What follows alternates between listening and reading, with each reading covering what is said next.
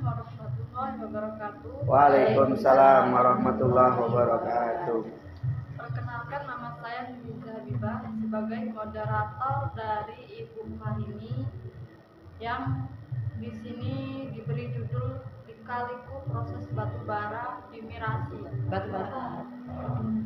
Batu bata di Mirasi yang akan dijelaskan oleh Ibu Marini. Waktu dan tempat kami persilahkan. Baiklah, terima kasih kepada Mbak Nuriza. Boleh saya berdiri ya teman-teman sekalian? Assalamualaikum warahmatullahi wabarakatuh. Waalaikumsalam warahmatullahi wabarakatuh. Alhamdulillahirabbil alamin. Assalatu wassalamu ala asrofil anbiya wal mursalin wa ala alihi wa sahbihi ajmain. Qala rabbi ishrah li sadri wa yassir li amri wa hlul 'uqdatam min lisani yafqahu qawli. Baiklah, rekan-rekan mahasiswa sekalian, apa kabarnya hari ini? Alhamdulillah. Alhamdulillah. Mudah-mudahan dalam keadaan sehat. Kita senantiasa dalam lindungannya Allah. Amin. Amin ya rabbal alamin. Baiklah, di sini pada kesempatan kali ini saya akan menceritakan tentang lika-liku proses batu bata di Mirasi. Mungkin di antara rekan-rekan sekalian belum banyak yang tahu tentang proses batu bata.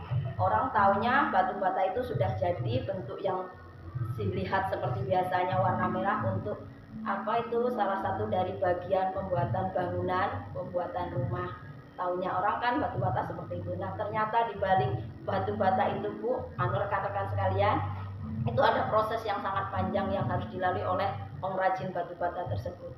Di antaranya yang pertama pasti adalah modal, memiliki modal. Dan untuk pembuatan batu bata itu kita tidak harus memiliki modal itu yang cukup lumayan besar, karena kita butuh membeli bahan.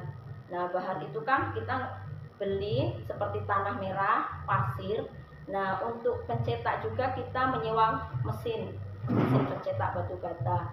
Selain itu juga kita harus mempunyai lahan yang cukup luas. Seandainya kan kita tidak mempunyai lahan, itu juga kita harus menyewa tempat. Nah, jadi saya di sini juga karena nggak mempunyai lahan yang cukup luas, karena untuk pembuatan batu bata itu membutuhkan tempat yang luas, rekan-rekan sekalian. Jadi setelah untuk penempatan bahan mentah itu seperti tanah merah, pasir, itu tempatnya yang luas. Nah, itu juga harus disediakan yang berupa tanah lapang itu untuk sigiran. Nah, sigiran itu untuk penempatan batu bata yang sudah dicetak dari mesin. Jadi mesin tanah itu tadi kan dicampur tanah merah dengan pasir, kasih air dengan itu biar menghasilkan batu bata yang bagus.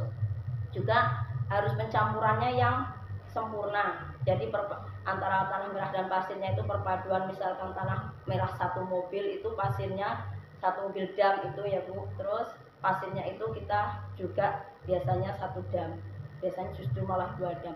Nah, di situ setelah kita diproses tanah dan pasir itu kita mencetak pakai mesin. Nah, untuk mencetak itu juga kita tidak bisa melakukan secara mandiri. Nah, di situ kita membutuhkan tenaga kerja lebih dari 4 orang. Kalau 3 orang aja sudah tidak bisa, karena ada yang bagian mengisi, ada yang bagian memotong, kan keluar itu sudah berbentuk batu bata, ada yang motong, ada yang mendorong di gerobak, disusun dalam gerobak itu, terus kita ada yang menyusun di sigiran tadi yang tempat lapang. Nah, di situ setelah pencetakan itu juga membutuhkan waktu yang lama. Tidak sehari 2 hari, itu minimal 7 hari atau seminggu lah. Seminggu itu bisa menghasilkan batu bata 100.000 misalkan di situ kan. Nah, setelah mencetak, kita selesai mencetak, tidak selesai sampai di situ. Batu bata yang dikeluarkan dari mesin atau disusun di sigiran itu harus kita keringkan. Nah, dikeringkan itu juga kita butuh tutup di situ untuk menutup. Kan kalau musim hujan juga kita susah kalau nggak ada tutup. Jadi kita di situ disusun rapi, kita kasih tutup. Kalau panas kita siang hari seperti ini panas, kita buka tutup. Terus dengan seperti itu juga kita kan itu susunannya rapat, rekan-rekan ya. Jadi kita masih butuh untuk proses penyengkrangan. Nah, penyengkrangan itu dia yang tadinya rapat, bentuk batu batanya rapat itu agak dikasih jarak. Nah, biar kena angin, kena panas cepat kering. Nah, kalau dalam kondisi cuaca yang panas seperti ini, batu bata itu bisa cepat kering dalam waktu sebulan, bisa kita langsung bisa proses pembakaran. Nah, setelah kering belum sampai di situ selesai. Setelah kering di sikiran, kita masih butuh proses memasukkan batu bata ke dalam tobong. Tobong itu tempat untuk penyimpanan batu bata yang sudah kering dari sikiran. Itu juga kita membutuhkan tenaga. Kalau kita cuma sendiri, nggak selesai-selesai, waktunya kelamaan. Nah, jadi kadang kita juga mencari tenaga lain, menggunakan karyawan gitu ya. Terus di situ kita butuh proses waktu sekitar 1 minggu. Kalau waktu cuaca terang itu cepat, akhirnya cepat kering, penuh. Akhirnya terus setelah penuh kita ada proses penyusunan di dalam tobong. Penyusunan itu kita untuk proses mau pembakaran. Nah, penyusunan juga itu kita juga tidak bisa melakukan secara mandiri. Itu kita harus minimal 2 orang. Kalau mau waktunya lebih cepat, prosesnya cepat selesai, 3 orang 4 orang juga bisa. Nah, di dalam proses penyusunan itu setelah penyusunan selesai, tidak selesai sampai di situ juga, kita masih membutuhkan, kalau namanya untuk pembakaran pasti membutuhkan apa, rekan-rekan sekalian? Kayu. Nah, di sini kita masih butuh membeli kayu kepada, kalau di sana kita ada namanya bos, itulah ya yang suka setorin kayu itu kan. Nah, kayu itu tidak selesai di kayu itu aja, rekan-rekan sekalian. Kayu itu harus diproses melalui pembelahan. Nah, pembelahan kalau zaman dulu masih manual, pembelahan itu kita pakai alat apa itu namanya, paji kampak itu. Nah, sekarang karena seiring berjalannya waktu, kecanggihan zaman, sekarang dengan alat mesin circle. Nah, jadi yang didorong circle. Jadi pembelahan kayu itu juga tidak bisa dilakukan dengan 1 orang, itu juga 2 orang. Nah, jadi alhamdulillah kalau di desa kami itu mayoritas di daerah Merasi itu kan hampir 80% warganya pengrajin batu bata. Jadi selain bisa mempekerjakan warganya sendiri untuk pekerjaan, juga bisa menarik dari warga desa lain. Jadi itu yang terjadi di tempat kami itu banyak dari warga yang desa lain yang jauh, tetangga jauh. Ada yang dari Kecamatan Sumberharta, ada yang dari Trawas, ada yang bahkan dari Megang, bahkan ada yang merantau demi bekerja di batu bata. Nah, setelah tadi kayu disetel dengan mesin, kalau ingin menghasilkan batu bata masaknya itu sempurna, kita harus kayunya itu kering. Jadi kalau kayu itu masih basah juga hasilnya kurang bagus. Nah, jadi kalau bisa kita cari kayu yang kering. Itu dalam pembakaran batu bata 100.000 menghabiskan kayu itu sekitar 4 diesel mobil.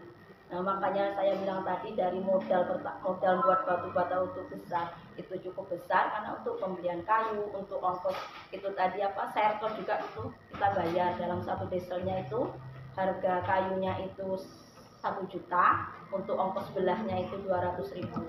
Nah, setelah selesai penyusunan, kayu telah terbelah, barulah kita bisa melakukan proses pembakaran. Nah, pembakaran ini juga rekan-rekan sekalian, ini mencetak batu bata itu pekerjaan yang sangat keras. Karena kita bermusuh dengan panas, dengan capek, berat, pekerjaan sangat berat. Dari yang mencetak tadi juga itu proses pencetakan itu rekan-rekan, itu kadang kasihan kita kalau melihat pekerjanya itu panas, kita bawa beban batu bata itu digerobak itu dengan muatan yang banyak, itu kadang kalau nggak seimbang bisa jatuh dari gerobak. Nah, karena tanahnya masih loyak kan akhirnya rusak.